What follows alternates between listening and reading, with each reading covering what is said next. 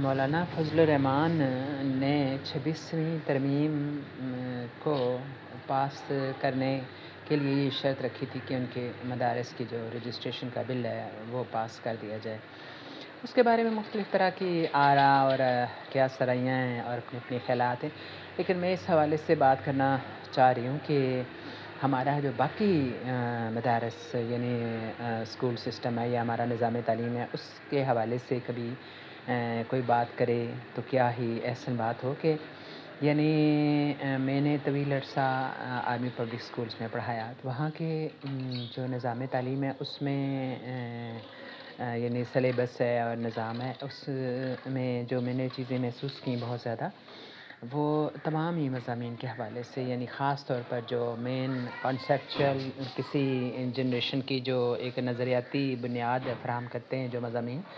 وہ میرا خیال ہے اس کی ادب ہے، یعنی اردو، انگریزی اور اس کی ہسٹری اور اسلامیات، تو باقی تو ظاہر ہے سائنسی مضامین ہوتے ہیں، تو جو جمع دو ہی رہتے ہیں اکثر، تھوڑا بہت ان میں فرق ہونا چاہیے کہ ان کو ماڈرنائز آپ کس حد تک کر سکتے ہیں، لیکن میں اس حوالے سے بات کرنا چاہتی ہوں جو نظریاتی بنیاد بچوں کو فراہم کرتے ہیں، کسی بھی قوم کے نظریاتی بنیاد ہوتے ہیں، اور اردو جو ہے اس کو بھی میں نے یعنی 20-21 سال میرا بھی تدریسی عرصہ بن جاتا ہے، تو اس عرصے میں جو میں نے محسوس کیا کہ مستقل یعنی 9-10 تک جو سلیبس ہوتا تھا پرائمری کلاسز سے شروع ہو کے، تو اس میں علامہ اقبال اور اسماعیل میرٹھی اس طرح کے جو صوفی تبسم جو تھے وہ چھوٹی کلاسوں میں، اور بڑی کلاسوں میں جا کے خاص طور پر علامہ اقبال کا بڑا مواد ہوتا تھا کافی، ہر جماعت میں، یعنی جو اردو کا سلیبس ہوتا تھا اس میں علامہ اقبال کے حوالے سے جو آزادی کے لیے جن لوگوں نے کام کیا ان کے حوالے سے نثر میں بھی مضمون ہوتے تھے، اور خاص طور پر شاعری میں جو ہے ان کا علامہ اقبال کی نظمیں ہوتی تھیں، شکوہ، جواب شکوہ، اس کے علاوہ کوئی نہ کوئی نظم ہوتی تھی، ان کی غزلیات ہوتی تھیں، تو حسرت موہانی کی غزلیات ہوتی تھیں، تو یہ بتدریج ختم ہوتی گئی۔ خاص طور پر علامہ اقبال تو بالکل ہی لگتا ہے کہ وہ ایک کوئی یقیناً کوئی پروگرام کے تحت وہ بالکل ہی ایک حرف غلط کی طرح سے مٹا دیے گئے سلیبس سے۔ تو ہسٹری کی جہاں تک بات ہے، وہاں آپ دیکھیں تو وہاں بھی کوئی آپ کو یعنی چھوٹے بچے ہیں، ایون 9-10 تک کے بچے سم ٹائم نابالغ ہی ہوتے ہیں زیادہ تر، تو ان بچوں کے لیے بنیادی یعنی ہسٹری ہونی چاہیے کہ ہمارے جو قومی تاریخ ہے، یعنی ہمارے ملک کی حوالے سے کچھ تاریخ کا حصہ ہونا چاہیے، اور اس کے علاوہ ان کی اسلامک آئیڈیالوجی کے بارے میں ان کی تھوڑا ان کو پتہ ہونا چاہیے کہ ہماری کیا ہے، لیکن بڑے افسوس سے کہنا پڑتا ہے کہ وہاں بھی جو بھی یعنی کہ جس بھی کلاس کا ایک کا موقع ملا دیکھنے کا سلیبس، تو اس میں آپ کو یعنی وہ جو یورپین فاتحین ہیں ان کے بارے میں آپ کو مل جائے گا، آپ کو اشوک کے بارے میں مل جائے گا، بدھا کے بارے میں مل جائے گا سارا، اور پھر آخر میں کہیں جا کے محمد بن قاسم کے بارے میں ایک آدھ صفحہ یا آدھا صفحہ جو ہے نا وہ ایک مختص ہوتا تھا، تو یہ چیزیں بھی بڑی غور کرنے والی ہیں۔ اور پھر یہ ہے کہ یہ کہا جاتا تھا اس کے بارے میں، کبھی یعنی میں وہاں رہی تو اپنے ساتھی جو ٹیچرز تھے ان کے ساتھ مل کے کبھی بحث بھی ہوتی، انتظامیہ سے بات ہوتی، تو یہ کمپیریزن آف کیا ہے، ریلیجن ہے۔ آپ سوچیں کہ ایک ایسے کچے ذہن کا بچہ جو کہ جس نے ابھی دنیا نہیں دیکھی، جس کا بلینک ذہن ہے، تو اس کو آپ کمپیریزن میں ڈال دیں، پہلے اپنے مذہب کے بارے میں کچھ اسے انفارمیشن تو دیں، کچھ اپنی تاریخ کے حوالے سے اسے پھر انفارمیشن دیں، اور پھر اسے آہستہ آہستہ کر کے آپ کچھ تھوڑا بہت دنیا کے بارے میں بھی بتائیں۔ پھر اسلامیات کے بارے میں جیسے اب 20-21 سال کا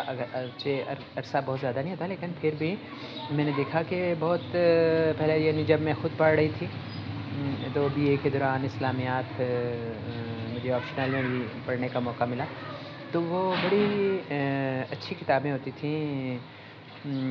غلام احمد حریری صاحب کی، کہ جس میں بڑی وہ ترتیب وار، ایک تو 2-2.5 سپارے اس میں ترجمے کے ساتھ پڑھائے جاتے تھے، سلیبس کا حصہ تھے، اس کی تفسیر، اس کا ترجمہ، اس کے اللفظی اور بامحاورہ ترجمہ، یہ اس کے نصاب کا حصہ تھا۔ اور پھر یہ ہے کہ بنیادی جو عقائد ہیں ہمارے، جس طرح سے آئلی زندگی ہوگی، ہمارے سود کے بارے میں تعلیمات ہو گئیں، اور جہاد کے بارے میں تعلیمات ہو گئیں، اور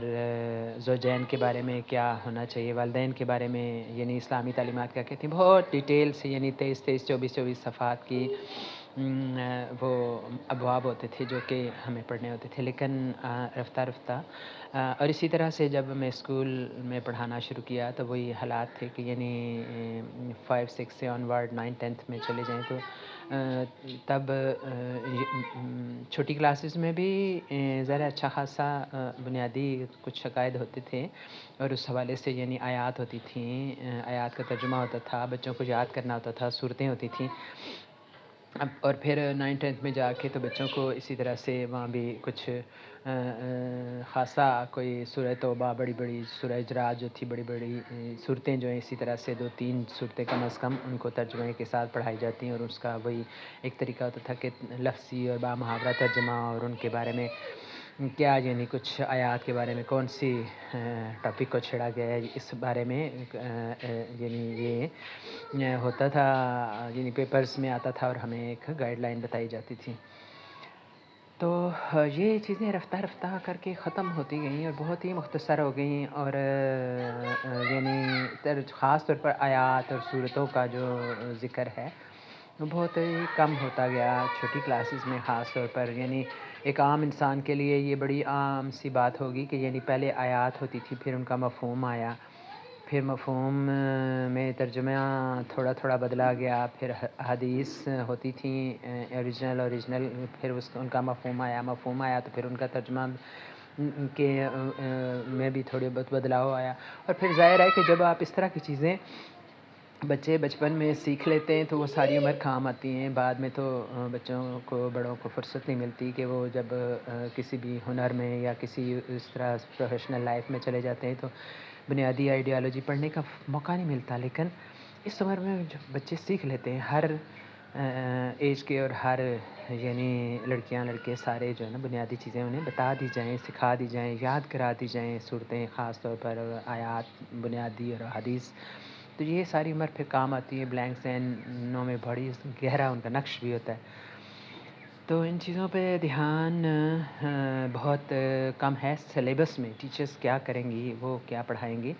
سلیبس ہی میں یہ چیزیں نہیں ہیں۔ اور پھر یہ ہے کہ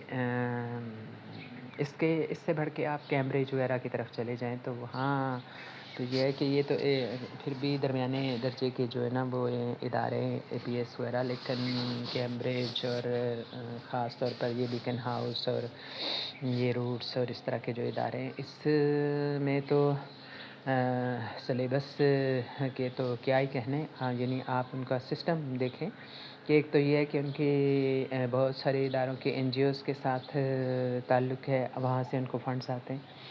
پھر یہ ہے کہ وہاں کا جو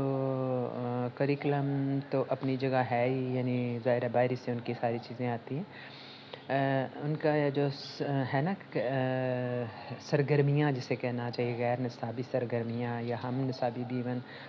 تو اس میں اس طرح کے پروم نائٹس اور اس طرح کے یعنی بہت زیادہ اس طرح کے ڈانس اور اس طرح کے یعنی جسے کہنا چاہیے فحاشی کے زمرے میں جس کو شامل کرنا چاہیے، اس طرح کی سرگرمیاں ان پہ بھی توجہ دینے کی ضرورت ہے۔ اور پھر یہ ہے کہ وہاں ایک تو فیسیں بے شمار ہیں، تو یہ ان اداروں کو فنڈنگ باہر سے بہت ہوتی ہے، پھر اوپر سے یہ عوام سے بے شمار فیسیں لیتے ہیں۔ یعنی ایک عام 17 18 گریڈ کا بندہ بھی جو ہے نا اپنی اولاد کے لیے بڑی مشکل سے وہ افورڈ کرتا ہے، اور جب وہ والدین شوق سے پڑھانا شروع کر دیتے ہیں تو ان کے پاس اور کسی کام کے لیے پیسے نہیں رہتے، بڑے مشکل ہو جاتی ہے۔ پھر یہ ہے کہ ان کی سرگرمیاں یعنی آپ کوئی تقریر میں حصہ لینا ہے، کوئی کھیل میں حصہ لینا ہے، تو اس کے لیے آپ کو وہ فنڈ دینا پڑتا ہے، بہت زیادہ پیسے، یعنی وہ بھی فیس کے زمرے میں چھوٹی چھوٹی سرگرمیوں کے لیے بے شمار پیسے دینے پڑتے ہیں. ان چیزوں کا بھی کوئی آڈٹ ہونا چاہیے، کچھ حکومت کو ان چیزوں پہ بھی چیک رکھنا چاہیے. تو یہ ایک مختصر رن سی مجھے یعنی عرض کرنی تھی. جاننے والے تو بہت کچھ جانتے ہوں گے یقیناً. تو میں ایک اپنا سا ایک سمجھتی ہوں کہ اس طرح چیزوں کے بارے میں بات کرنی چاہیے. یہ اچھی بات ہے، مدارس کے بارے میں بھی اور اسکولوں کے بارے میں بھی، اور ہنر سکھائے جائیں بچوں کو.